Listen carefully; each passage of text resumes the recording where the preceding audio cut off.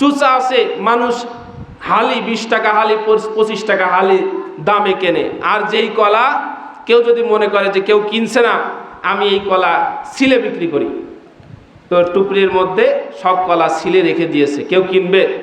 শেষ পর্যন্ত বলবে যে এটা তো বাড়িতে নেওয়া সম্ভব নয় ভাই,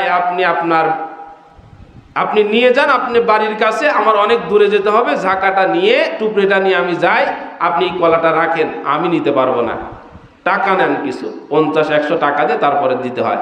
তো বাস্তবতা হলো, যেই মেয়েগুলো নিজেকে পর্দার অন্তরালে রাখে, পেঁয়াজের মতো কলার মতো চুচা দিয়ে পর্দার আড়ালে রাখে, সেই পেঁয়াজ মানুষ কেনে, সেই কলা মানুষ টাকা দিয়ে কেনে, দেনমোহর দিয়ে নিয়ে আসে। আর যেই মেয়েগুলো নিজেদেরকে ঘাটের পানির মতো বানায়, সেই মেয়েগুলোকে যৌতুক ছাড়া বিবাহ দেওয়া যায় না।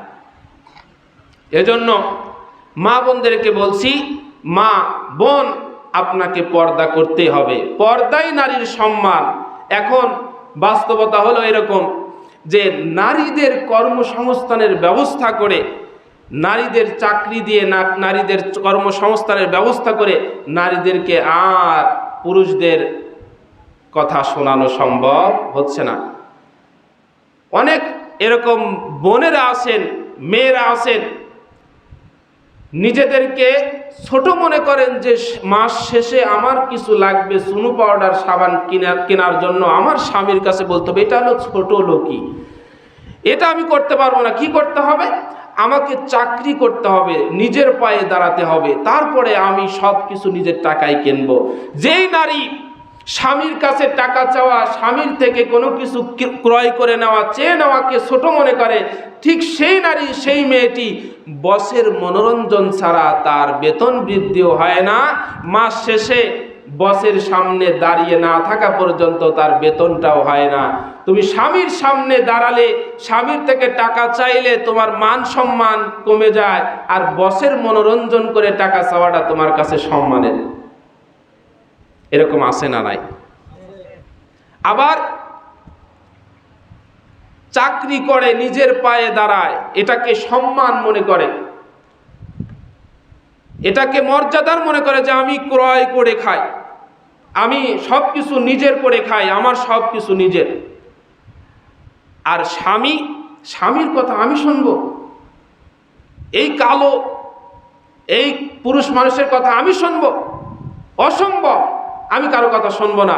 আবার স্বামীকে নাকি মনোরঞ্জন করতে হবে, স্বামীকে এক গ্লাস পানি এগিয়ে দিতে হবে, কাপড় চোপড় ধুয়ে দিতে হবে, এগুলো হচ্ছে ছোট লোকই। ওই বোনকে আমি লক্ষ্য করে বলছি, বোন, আপনি আপনার বসের মনোরঞ্জনের জন্য বাড়ি থেকে খাবার নিয়ে যান, যে বস যাতে খুশি হয়। আপনি বাড়ি থেকে কোনো কিছু রান্না করে বসের জন্য নিয়ে যান, অথবা বসের সামনে বসের মনোরঞ্জনের জন্য ভালোভাবে নিজেকে উপস্থাপন করেন। এটা কি অসম্মানের না সম্মানের? এটা অসম্মানের। এজন্য মনে রাখতে হবে, নারীদের সম্মান ঘরের মধ্যে, বাহিরে নয়। নারীরা সব কিছু করতে পারবে পর্দার সহিত। প্রয়োজনের খাতিরে, প্রয়োজনে পুরুষ মানুষ ঘরে আসবে, আর প্রয়োজনে নারীরা ঘর থেকে বের হবে। আমার সঙ্গে বলেন,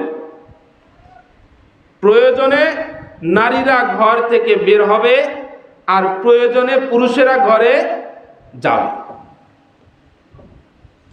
সম্মানিত উপস্থিতি, যেটা বোঝানোর চেষ্টা করছি যে আপনি আপনার নিজেকে পর্দার আড়াল করে নেন, দেখবেন আল্লাহ আপনার সম্মান বৃদ্ধি করে দিয়েছেন। আপনার বিবাহ হবে, মহরানা দিয়ে, দেনমোহর দিয়ে নিয়ে যাবে। আর যদি নিজেকে ঘাটের পানির মতো বানান, যে কেউ আপনার থেকে সময় নিতে পারে, তাহলে বুঝবেন আপনি নিজেকে ঘাটের পানি বানিয়েছেন। এই টাকা ছাড়া, যৌতুক ছাড়া বিবাহ হবে না।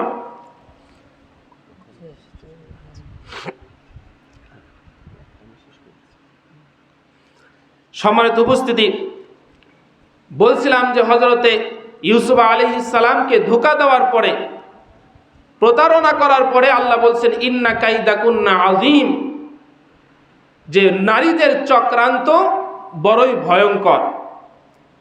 তো এই ইউসুফ আলাইহিস সালামের সাক্ষীর জবান আল্লাহ খুলে দিয়েছিলেন। যেই শিশুটির জবান থেকে কথা বের হওয়া সম্ভব নয়, কিন্তু আল্লাহ জবানটা খুলে দিয়েছিলেন। আপনারা জানেন বনী ইসরাইলদের মধ্যে এক আল্লাহর বান্দা ছিলেন, আবেদ ছিলেন, জুরাইজ। এই জুরাইজ নামাজে দাঁড়ালো। নামাজে দাঁড়ানোর পরে মা ডাক দিল, জুরাইজ বেটারে এদিকে আয়। পড়ছিলেন নফল নামাজ। নফল নামাজ পড়া অবস্থায় মা ডাক দিয়েছে। এখন জুরাইজ মনে মনে ভাবছে, আমি এখন নামাজ পড়বো নাকি আমার মায়ের ডাক শুনবো? আচ্ছা, আপনারাই উত্তর দেন, এখন কি করা উচিত? হ্যাঁ, মা যদি ডাক দেয় সেই ডাক শোনা, সেই আদেশ পালন করা ফরজ। কি বলেন? ফরজ। আর পড়ছিলেন কি? নফল নামাজ। নফল নামাজের চেয়ে মায়ের ডাক শোনা ফরজ। জুরাইদ যখন নামাজ পড়ছিলেন তখন মায়ের ডাক না শুনে নামাজ চালাচ্ছিলেন। আবার ডাকলেন, দ্বিতীয়বার আবার সাড়া না দিয়ে নামাজ চালালেন। তৃতীয়বার আবার ডেকে মা যখন ডাকে সাড়া পেল না, তখন ওই সন্তানের জন্য বদদোয়া করলেন যে আমার এই সন্তানের যেন একজন পতিতা নারীর মুখোমুখি না হওয়া পর্যন্ত তার যেন মৃত্যু না হয়। মা যদি বদদোয়া করে, সন্তানের জন্য যদি বদদোয়া করে, দোয়া করলে যেমন দ্রুত কবুল হয়, বদদোয়া করলেও দ্রুতই কবুল হয়। এজন্য বাবা মা যারা আছেন, আমার কথা শুনছেন, এত সহজেই সন্তানদের বদদোয়া দিবেন না। কিন্তু রাসূল বলেছেন, তুকসিরনা লিয়ানা ওয়া তাকফুরুনাল আশিরা। জাহান্নামে গেলাম, দেখলাম নারীরা বেশি। কারণ কি? কারণ হলো নারীরা বেশি বেশি অকৃতজ্ঞ হয়। সব কিছু দিয়েছেন, 20 বছর পর্যন্ত সংসার করেছেন, এক ঈদে যদি কাপড় চোপড় না কিনে দেন, তোমার ঘরে আমি কোনোদিন শান্তি পেলাম না। এই কথা বলে কিনা? এই অকৃতজ্ঞ নারীরা কি এই অকৃতজ্ঞ হওয়ার কারণে জাহান্নামে যাবে। আর হচ্ছে তুকসিরনা লিয়ানা, অভিসম্পাত করে। তো নারীরা বেশি বেশি অভিসম্পাত করে, কিন্তু মায়ের দুয়ার দরকার আছে না নাই? পৃথিবীর সকল সম্পদের চেয়ে মা এমন একটি সম্পদ, এই সম্পদ চলে গেলে, এই সম্পদ হারিয়ে ফেললে মানুষ বুঝতে পারে। লিল্লাহে তাকবীর।